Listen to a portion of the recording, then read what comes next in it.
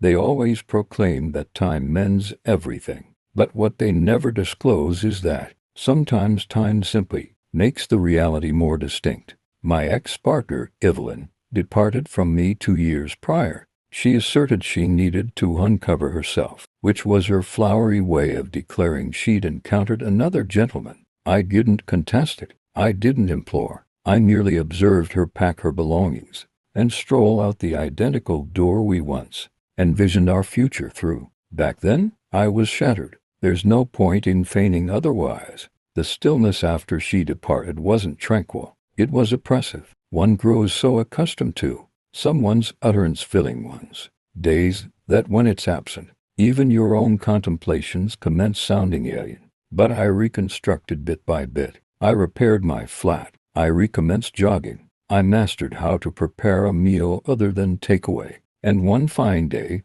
I understood I'd gone an entire week without pondering her. That's when I recognized I was recuperating. Then 3 weeks ago, she appeared at my threshold. It was late evening. I was preparing supper when the doorbell chimed. When I pulled it ajar, there she was. Same fragrance, same gentle grin, same acquainted eyes, feigning not to be apprehensive. "Hello, Arthur," she articulated, her tone trembling just sufficiently to sound genuine. For a brief spell, I simply gazed at her. A portion of me wished to slam the entrance. Another element wished to hear what she intended to convey. She surveyed the sitting room like she was stepping into a recollection. "You've altered things," she said, brushing the rim of a fresh picture frame. I said.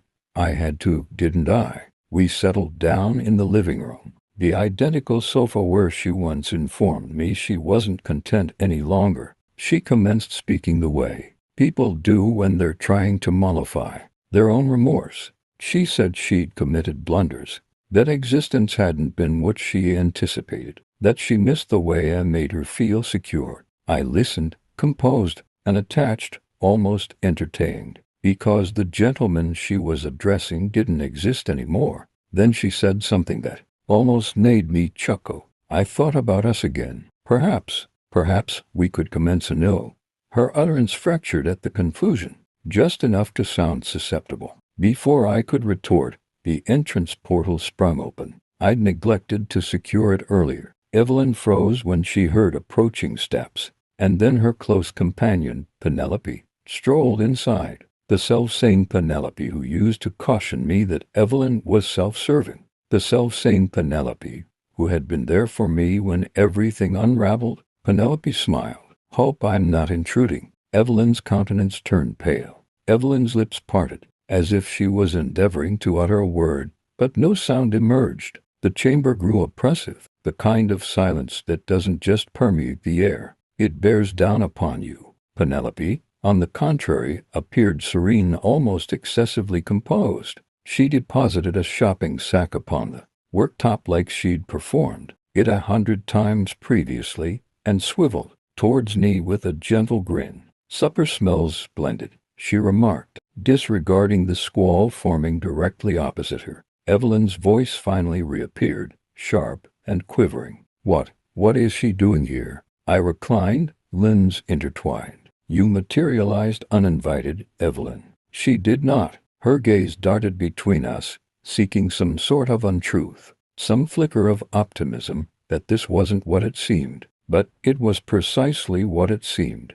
Penelope broke the stillness. "I advised you once, Evelyn. You take folk for granted, and one day you'll forfeit the ones who actually cared deeply." Evelyn's demeanor changed. First perplexion, then cognizance, then fury. "You're serious, Penelope?" she spat. "You were meant to be my associate." "I was," Penelope said, resolute, "until I witnessed what you did to him." I could have interjected, could have stepped forward, but I did not. Observing the pair confront each other felt like sealing a chapter I never properly concluded. Evelyn chuckled backward, defensive, desperate. "So what? You two just resolved to play at matrimony while I was absent." I looked her directly in the eye. "Nay, Evelyn, you chose to depart. I simply ceased waiting." That's when her facade completely crumbled. She took a pace closer, her eyes glistening. "I committed an error, Arthur. I thought I could discover something superior,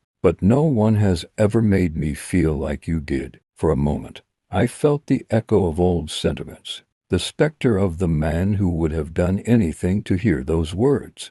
But specters do not belong in the present. I rose to my feet. You possessed your opportunity, Evelyn, twice, in point of fact. The first time when I loved you, and the second when you walked through that portal tonight. Penelope stood beside me, mute but steadfast. Evelyn's glance flickered between us again, and I could discern it, that vacant blend of envy and contrition. She veered away, muttering an utterance under her breath as she snatched her hand back. At the entrance, she halted. You'll rue this, Arthur. I shook my head. Nay, Evelyn, I already did. I merely finished repeating it. And then she departed for good this time. The portal clicked shut, and for a prolonged moment neither Penelope nor I articulated a thing. The strain slowly dissipated, substituted by a peculiar composure, the kind that follows a squall's passing, and you realize the dwelling is still upright.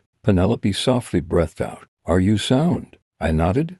I simply taken aback. She smiled faintly. You handled that far better than I presumed you would. 2 years prior, I would have pleaded with her to remain. I know, she replied. That's what renders it distinct now. We resumed our seats, the air still dense with everything unsaid. I pondered how existence had twisted, how the self-sane person who once demolished my world had just strolled out of it for the ultimate time, whilst the individual who assisted me in reconstructing it stood right adjacent to me. I gazed at Penelope. She encountered my sight and did not avert her eyes. There was a hushed comprehension between us, constructed not upon melodrama or desperation, but on collective truth. She'd witnessed my foulest days. I'd seen her forbearance throughout all of it. There was no semblance left between us. She finally shattered the stillness.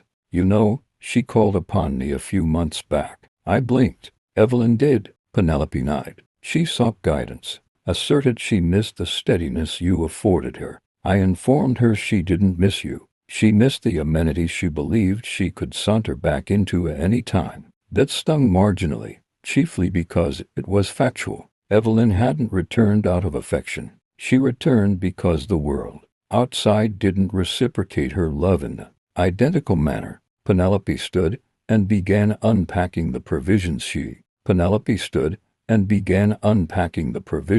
had conveyed. Are you still famished? She inquired. I grinned.